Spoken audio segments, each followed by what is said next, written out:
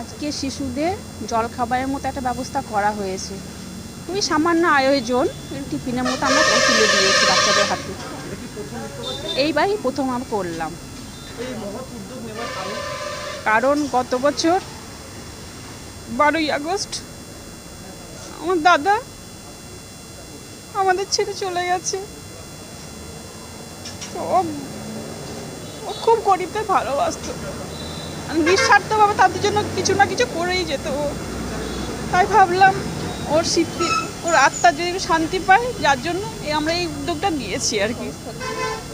যত তাতে যদি গরিব বাচ্চাগুলো একদিন একটু পেট ভরে ভালো খেতে পারে, সেই জন্য সবই আমার দাদার স্মৃতির জন্য করেছি।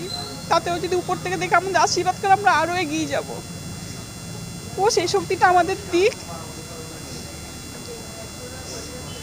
আজকে রানা বিশ্বাস আমারই ভাই একজন, তা ওর স্মৃতির উদ্দেশ্যে আজকে আমাকে ওর দিদি অরুণিমা সরকার আমাকে বললো, সজলাদি তোমাদের মানুষের জন্য ওয়েলফেয়ার সোসাইটি তো আমি যাই, তা বাচ্চাদের দেখি সবাই দিচ্ছে, তা আমিও আমার ভাইয়ের স্মৃতির উদ্দেশ্যে আমার বোন বাচ্চাদের একটা টিফিনের ব্যবস্থা করবে, সেই মতো আমিও অ্যারেঞ্জমেন্ট করলাম।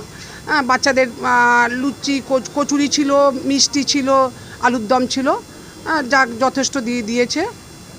এই জন্য এইভাবে বলেছে আমরা প্রত্যেক বছরই বাচ্চাদের জন্য এগিয়ে আসব। এটা হ্যাঁ, ভাইটার প্রথম মৃত্যুবার্ষিকী।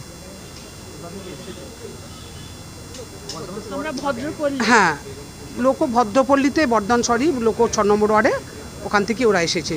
ওরা এই সমস্ত কাজকর্ম দেখে আরও এগিয়ে এসেছে, যে এইখানে তো মানুষের জন্য যে সংস্থাটা চলছে, এরা তো বিনা স্বার্থে মানুষের জন্য করছে। তা মুন্নাও তো বিনা স্বার্থে মানুষের জন্য করতো, যার জন্যই ওরা এগিয়ে এসেছে এই সংস্থাতে।